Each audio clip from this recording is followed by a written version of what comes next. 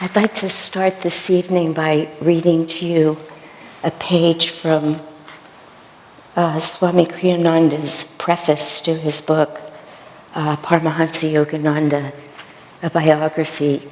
Over the years, I found that whenever I have just a moment, but I need to dive deep in inspiration, reading any one of the prefaces that Swamiji's written to his book is a really fast way to get there. So I'm going to read this page to you. Yogananda was a towering giant among saints, one of those few who come from age to age, having been sent by God with the divine mission of guiding mankind out of the fogs of delusion into the clear light of divine understanding.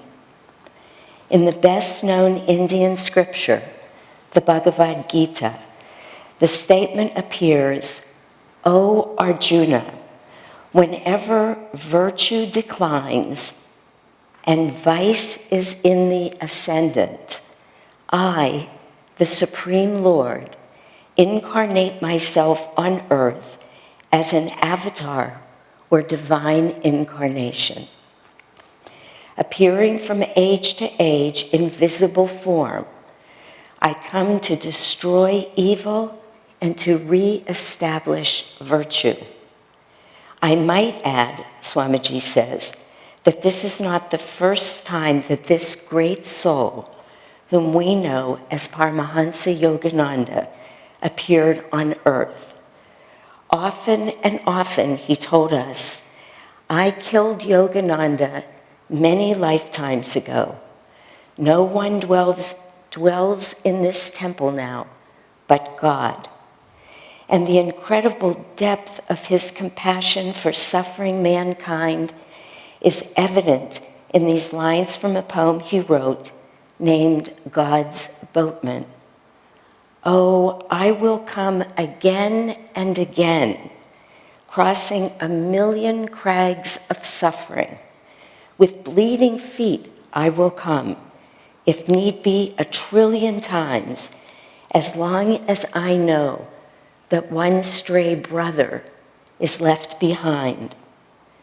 That compassion is what I saw in his eyes every time I gazed into them deeply. It was no mere sentiment. It was the expression of his soul as he reached out with yearning to help everyone who came to him with a desire to be lifted toward final liberation in God.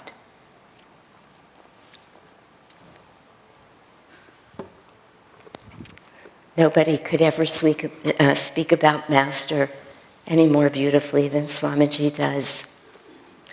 There's so much love there.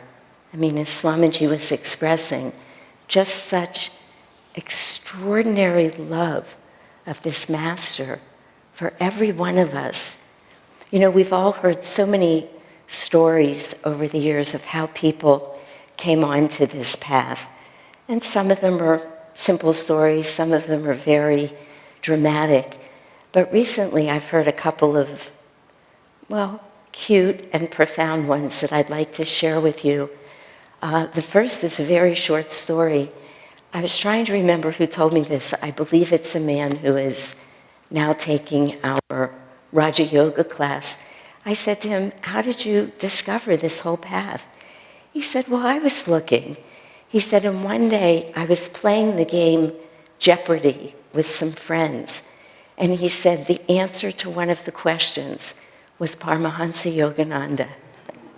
And he said, as soon as I saw those two words, something happened in me, and I was drawn.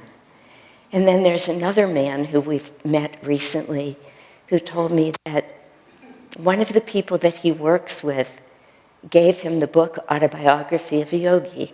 He said, I wasn't really interested, but he said, I felt, and he said this very sweetly, this is a man who I haven't known long, I should say a soul who I haven't known long, but such sweetness and such depth I just felt from him right away.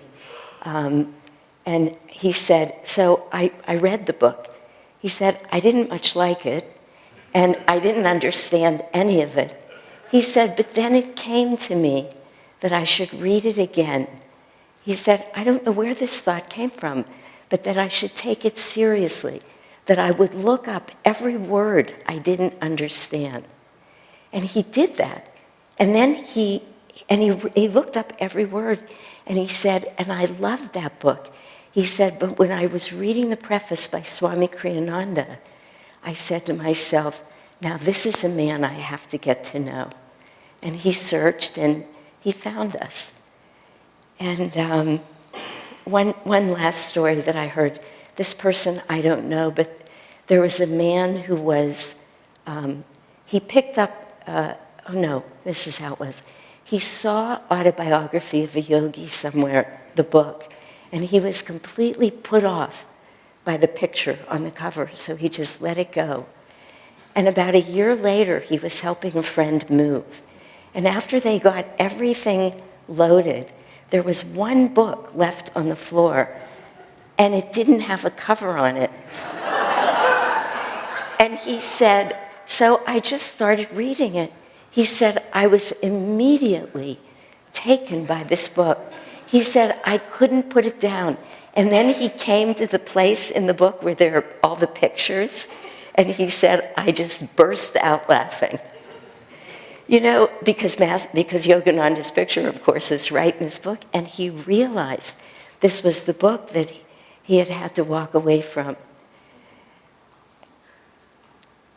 When you really let these stories sink in, every one of them, there's as many stories as there are disciples all over this world and any other world. You realize the extraordinary love it takes for Master to be reaching out one by one by one in just the perfect way, at the perfect time. You're ready, you're ready. I was running down a beach in Encinitas. I had no idea what was going on. That man just walked into my life. Go to medical, he told me, do this, do that. Okay. And not only my life, my husband's life. Honey, guess what? I'm supposed to go to medical school. And it's got to be an Ivy League school without a beat's pause, he says to me. Okay, what do we do next? Just like that. That's the power of this love of the Masters.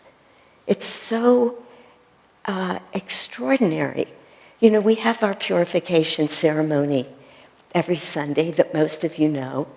And there's that amazing line that is repeated over and over and over in talks, because it's so deeply touching when someone comes up in front of a light bearer and they say the words, I seek purification by the grace of God. And then the light bearer answers, the Master says, open your heart to me and I will enter and take charge of your life. There's no hint in there that he's going to take a little charge sometime under certain circumstances. What's in that sentence is, you open your heart and I will enter and take charge of your life. Well, if we're seeking that, we have to know that the Master means that all the time, no matter what is happening in our life. He has taken charge of it. We call that grace. You know, there's that extraordinary story in Swami's life where he's been asked to leave SRF, which was such an excruciatingly painful time for him, just where he thought he would be spending the rest of his life serving his guru. He just couldn't imagine what his life would be without it. And the powers that be at SRF were saying, we're gonna act like we've never known you. And when he was with Anandamoy Ma, he said to her, Ma, how can I understand this? How could this be? How could this happen? And what am I to do with it? And she, I don't want to say thought for a moment, but she stopped for a moment and she said to him, try and see this as your guru's grace. And he said, Guru's grace? I mean, it just made no sense to him. But it was, of course, ultimately, very quickly, what he came to see. This is what happened. The Master's here. This is Guru's grace. There's a wonderful but difficult story in Sister Gyana Mata's book. In our book study last night, somebody brought it up, so we all had an opportunity to read it again. But Sister Gyana Mata, who Yogananda called his foremost, meaning most highly evolved female disciple, she lived all of the years that she lived with him in the ashram, I believe it was the last 20 years of her life, in severe pain with a chronic systemic disease, really severe pain. 3 times, Master said, she was supposed to die, but he pleaded with God to keep her in her body. Now, why would he do that? He didn't just want her to suffer, but he did.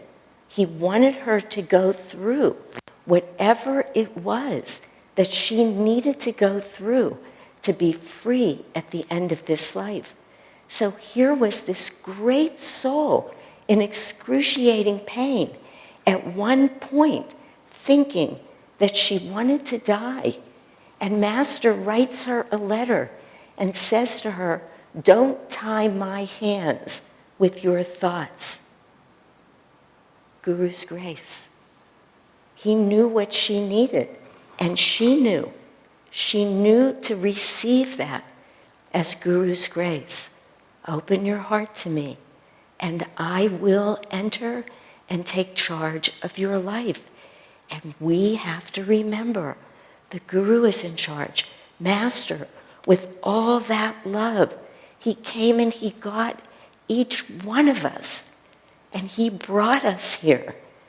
Would he desert us? Would he treat us in any way other than exactly what we need to find freedom as he's found freedom?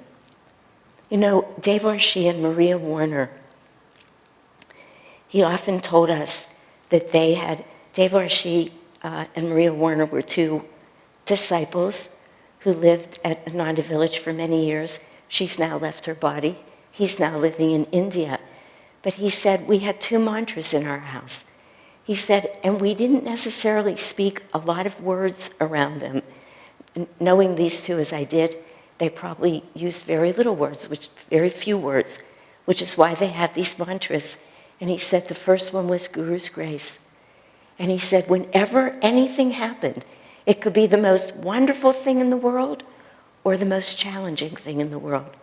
We would walk into our home and we would look at each other and we would say, Guru's grace. That's all we had to say. It was this constant reminder. We are loved by this Master. and whatever comes into our life, Guru's grace. We have that wonderful affirmation from Swamiji, I go forth in perfect faith in the power of the omnipresent good to bring me what I need when I need it. What I need when I need it. Omnipresent good, Guru's grace. And then we have this line of masters, this beautiful line of masters who from the minute Lahiri looked at Babaji and said to him, please let me stay with you. And Babaji said, no, you have to go back. You have to live your life so that all of those who will come onto this path can see you living and see what they need to do. So Lahiri Mahashaya leaves the Golden Palace, down out of the mountains, goes back to being an accountant, going to work every day, everything we can relate to, raising a family. Now he did meditate all night. Maybe we can't exactly relate to that yet, but we can hold it as an affirmation. Sri Yukteswar, really? Family man, master who came here, who went through everything he went through, lawsuits, financial issues, on, so that we could see and get what we needed to get to know how to live our life to attain that perfect freedom, that state of super consciousness, of true realization of the divine, of who we really are. And then we have this blessing. Look at these simple techniques they gave us, these extraordinarily simple techniques, energization exercises, Hung Sa, the Om technique, Kriya. They didn't say to us, you have to get to the point where you can live on prana alone. You have to be able to put yourself in a cave all winter in the Himalayas and then walk out in spring like nothing happened. No. They said, just do these simple practices. They're simple. If you really want to attain this freedom, here, we're going to teach you, we're going to show you. They bring us onto the path from wherever we are, wandering around, out in some state of delusion. They hand us these simple practices. Master added in the energization. What extraordinary love that is. What amazing love and grace. There's one more story that I want to share with you. There was a group of people cooking at the meditation retreat up at Ananda village, and a woman walked in, a woman that nobody knew. And she just walked into the kitchen and she said, introduced herself, and she said, I need to tell you this story. She said, some years ago, she lived near the meditation retreat in that area. She said, I stopped in just to see what was going on here. And she said, I was very drawn to this picture. It was of Yogananda. She said, so I bought a little wallet-sized picture of him. And she said, I took it home and I put it on a ledge right near my front door. And she said, I've had a very hard life. She said, when I was young, I met who was truly the love of my life.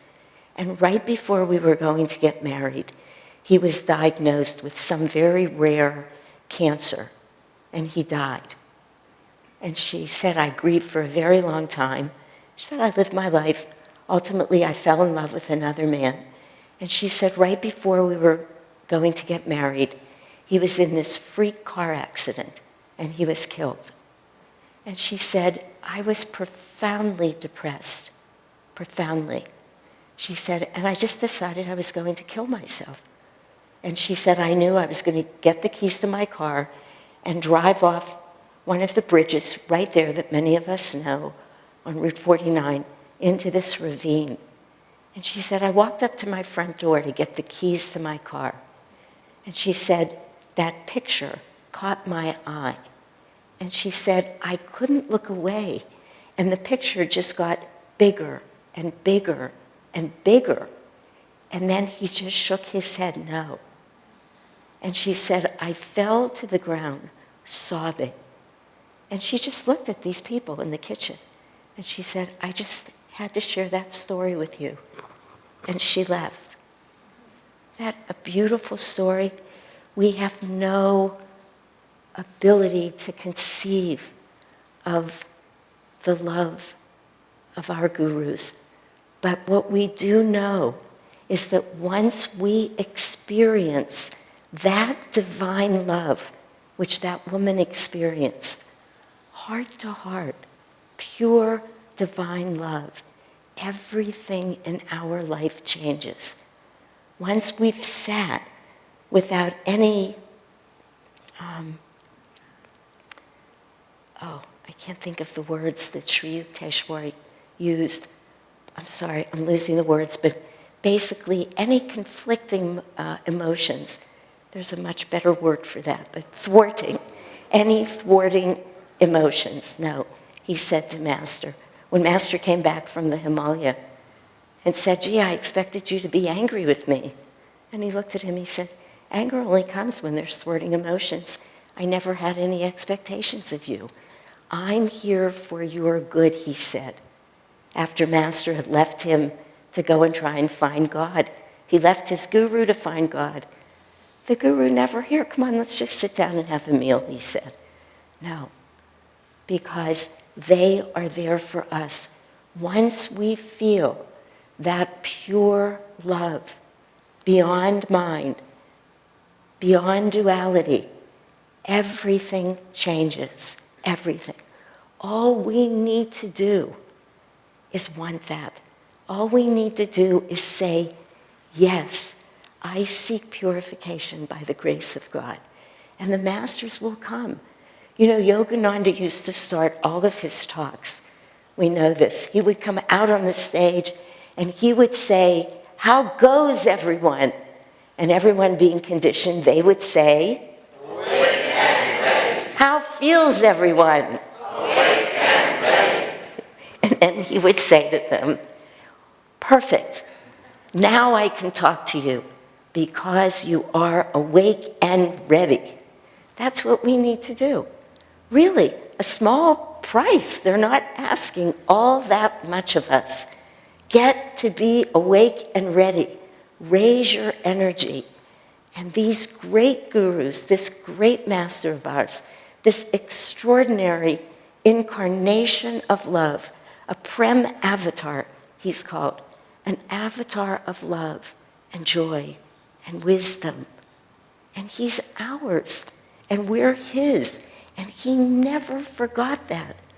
All we need to do, he said, one of the best mantras for you to be repeating is Om Guru, Om Guru, Om Guru, as much and as often as we can. That becomes the glasses, the frame through which we see everything, through that Om Guru, Guru's grace, Guru's love. Not much to ask when we get to reap these extraordinary rewards of knowing he's here, knowing he loves us, knowing he's never going to let us down the instant we turn our attention to him. That is Guru's grace. Reveal thyself, reveal thyself, reveal thyself, reveal thyself.